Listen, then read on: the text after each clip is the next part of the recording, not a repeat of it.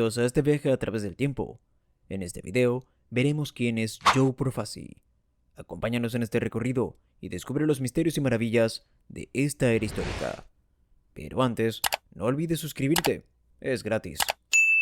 Giuseppe Joe Profaci fue un mafioso italoamericano de la Cosa Nostra en la ciudad de Nueva York.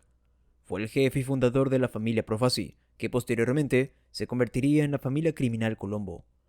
Establecida en 1928, fue la última en organizarse de las 5 familias iniciales y en la que Joe estaría al mando durante más de 3 décadas.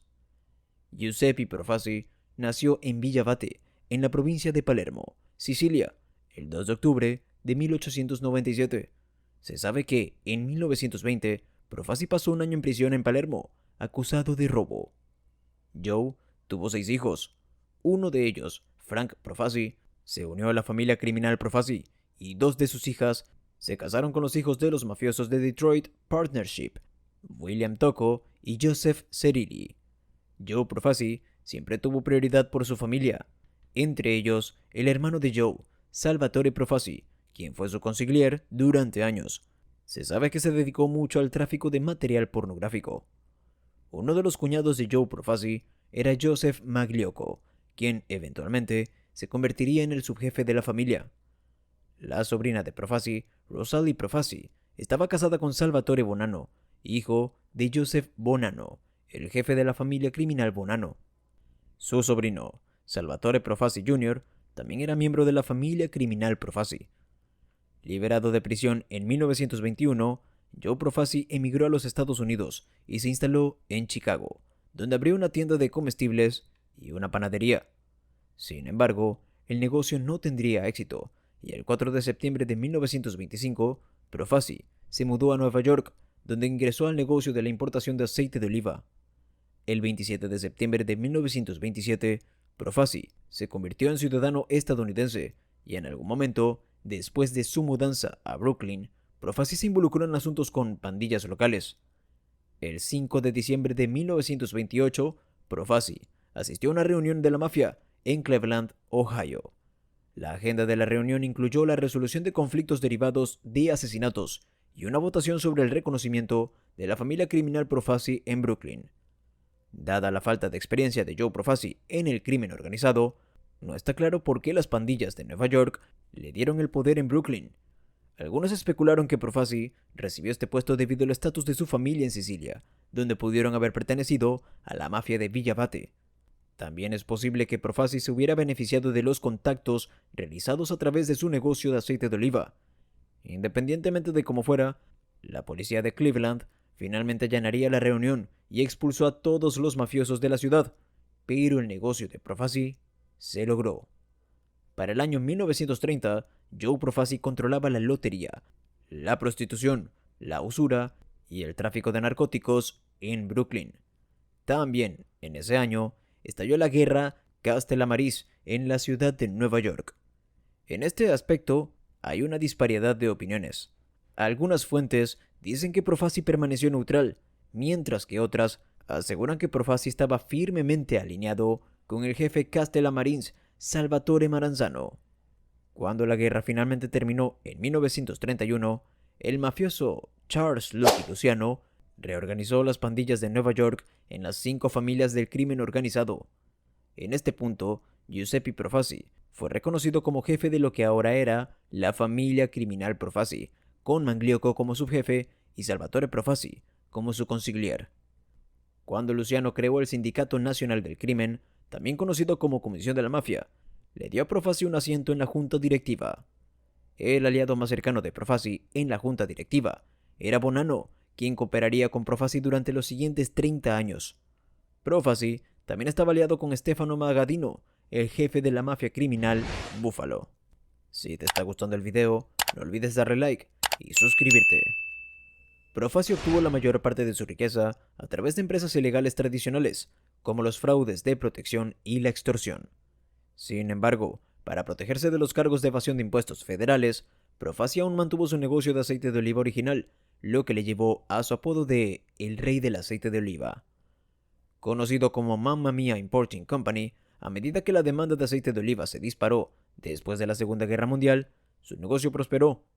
Profaci, además, era dueño de otras 20 empresas legales que empleaban a cientos de trabajadores en Nueva York. La vida le sonreía. Joe Profaci también era dueño de una casa grande en Bensonhurst, Brooklyn, una casa en Miami Beach, Florida, y una finca cerca de Hightstown, Nueva Jersey, que anteriormente había pertenecido al presidente Theodore Roosevelt. La ahora finca de Profaci tenía su propia pista de aterrizaje y una capilla con un altar, idéntico al de la Basílica de San Pedro, en Roma. Profaci era un católico devoto que hacía generosas donaciones en efectivo a organizaciones benéficas católicas. También, como miembro de la Orden de los Caballeros de Colón, invitaba sacerdotes a su propiedad para celebrar misas. En mayo de 1952, un ladrón robó valiosas coronas con joyas del santuario Regina Pacis en Brooklyn. Profaci envió a sus hombres a recuperar las coronas y, según los informes, matar al ladrón, que se dice fue estrangulado con un rosario. En 1953, el Servicio de Impuestos Internos de Estados Unidos demandó a Joe Profaci por más de 1.5 millones de dólares en impuestos sobre la renta no pagados. Para 1954, el Departamento de Justicia de Estados Unidos tomó medidas para revocar la ciudadanía de Profaci. El gobierno afirmó que cuando Profaci entró a Estados Unidos en 1921, mintió a los funcionarios de inmigración acerca de que no tenía antecedentes de arresto en Italia.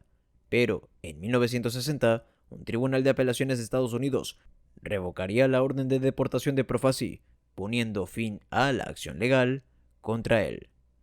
En 1956, las fuerzas del orden grabaron una conversación telefónica entre Profaci y Antonio Cotton, un mafioso siciliano, en la que hablaban sobre la exportación de naranjas sicilianas a Estados Unidos.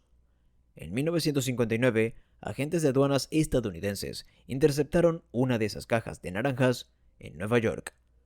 La caja contenía 90 naranjas enceradas que contenían un total de 50 kilogramos de heroína pura. Los contrabandistas en Sicilia llenaron las naranjas huecas con heroína hasta que pesaron tanto como las naranjas reales y luego las empaquetaron en la caja. Profaci nunca sería procesado por este delito. En 1957, convocado por Vito Genovese, Profaci asistió a la conferencia de Apalachín, una reunión nacional de la mafia, en la granja del mafioso Joseph Barbara, en Apalachín, Nueva York. Mientras se desarrollaba la conferencia, la policía del estado de Nueva York rodeó la granja, estableció controles de carretera y posteriormente la allanó. Joe Profaci sería uno de los más de 60 mafiosos arrestados ese día. El 13 de enero de 1960, Profaci, junto a otras 21 personas, fueron declaradas culpables de conspiración y Joe sería sentenciado a 5 años de prisión. Sin embargo, el 28 de noviembre de 1960, un tribunal de apelaciones de los Estados Unidos anularía los veredictos, quedando en libertad.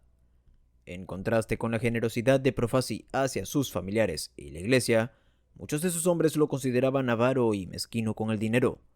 Una de las razones de ese rencor fue que Profaci exigía que cada miembro de la familia le pagara un diezgo de $25 al mes, en base a una antigua costumbre de las pandillas sicilianas. El dinero, que ascendía aproximadamente a $50,000 al mes, estaba destinado a mantener a las familias de los mafiosos en prisión. Sin embargo, la mayor parte de este dinero se quedó en las arcas de Joe Profaci. Además, Profaci no toleró ningún desacuerdo con sus políticas y las personas que expresaron su descontento desaparecieron o fueron cruelmente asesinadas. El 27 de febrero de 1961, los Galos, liderados por Joe Gallo, secuestraron a 4 de los principales hombres de Profaci: el subjefe Magliocco, Frank Profaci, hermano de Joe, el capo Salvatore Mosacchia y el soldado John Simon. Mientras mantenían a los rehenes, Larry y Albert Gallo enviaron a Joe Gallo a California. Gallo quería matar a un rehén y exigir $100,000 antes de las negociaciones, pero su hermano Larry lo anuló. Después de algunas semanas de negociación, Profaci llegaría a un acuerdo con los Gallo. El consigliere de Profaci, Charles The Siege Lo Cicero, negoció con los Galos y todos los rehenes fueron liberados pacíficamente.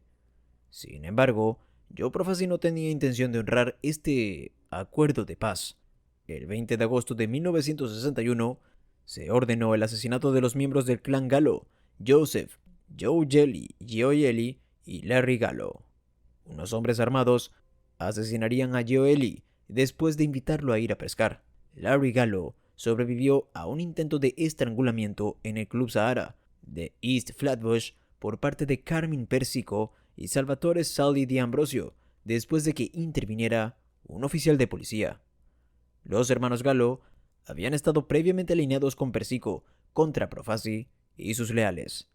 Los Gallos, después del incidente, comenzaron a llamar a Persico la serpiente, después de que éste los hubiera traicionado. La guerra continuaría resultando en 9 asesinatos y 3 desapariciones, por lo cual los Gallos supervivientes acabaron por retirarse hasta poder reorganizarse. En 1962, la salud de Profaci empeoraba.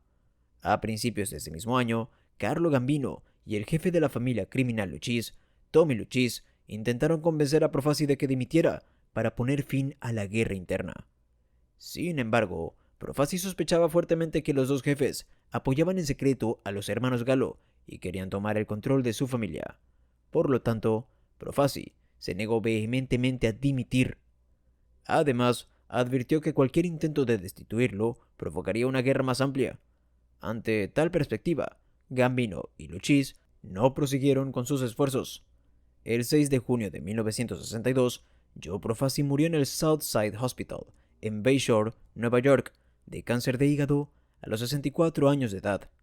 Está enterrado en el cementerio de St. John, en la sección Middle Village de Queens, en uno de los mausoleos más grandes del cementerio. Tras la muerte de Profaci, Magliocco lo sucedería como cabeza de la familia. A finales de 1963, la Comisión de la Mafia obligó a Magliocco a dejar su cargo e instaló a Joseph Colombo como jefe de la familia. En este punto, la familia criminal Profaci se convirtió en la familia criminal Colombo.